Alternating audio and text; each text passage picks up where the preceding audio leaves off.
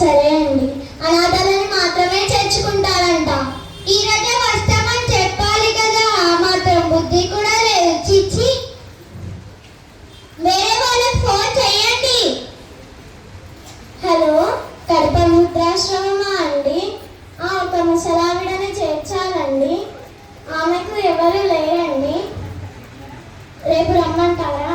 సరే అండి. ఈ రోజే వస్తామని చెప్పాలి కదా, ఆ మాత్రం బుద్ధి కూడా లేదు. చిచ్చి,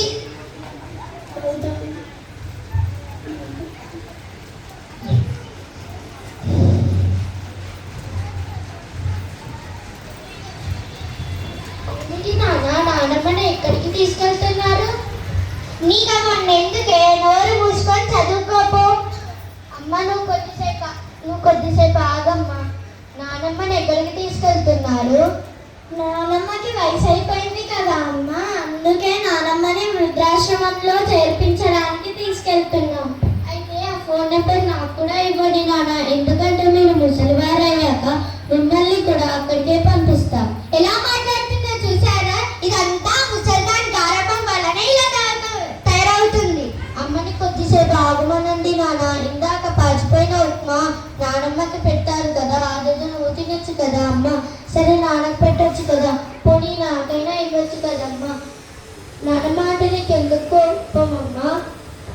అయినా నాకు మీకంటే నానమ్మనే ఎక్కువ ఇష్టం. ఎందుకంటే నాకు కథలు చెప్తుంది, నాతో ఆడుకుంటుంది, నాకు పాటలు కూడా నేర్పిస్తుంది.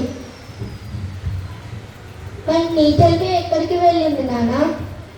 నా చిన్నప్పుడు నువ్వు ఎంత బాగా చూసుకున్నావో నానమ్మ నీ చిన్నప్పుడు కూడా అంతే బాగా చూసుకుంది కదా.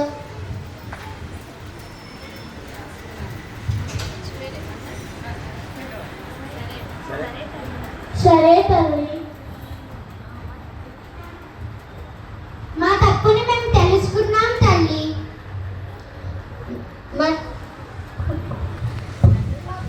మమ్మల్ని క్షమించు తల్లి. నన్ను కాదు, నానమ్మని వెళ్ళి నానమ్మ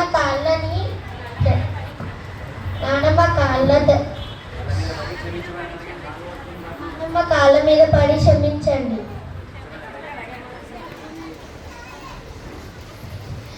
అమ్మమ్మ, మమ్మల్ని క్షమించమ్మా, నీ విలువ తెలుసుకోలేకపోయాం. Very good, లేకండి. మా నానమ్మ మిమ్మల్ని క్షమించింది, ఎందుకంటే మా ముసలిది బంగారు కొండ.